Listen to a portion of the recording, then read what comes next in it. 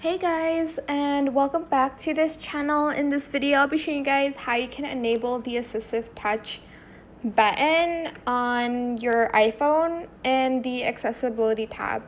So go to settings, and then you're going to go to the accessibility tab here. So it's here. I'm just gonna press it for a long time so you guys can see.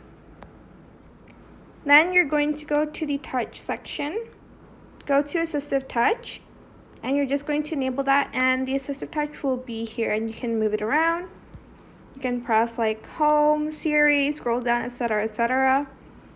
You can even I think change some of the menus here that you have. Maybe like you want to reset it. This is the like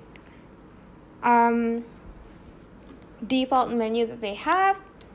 But that is it for this video. I hope it was helpful for you guys. Don't forget to like, comment, share.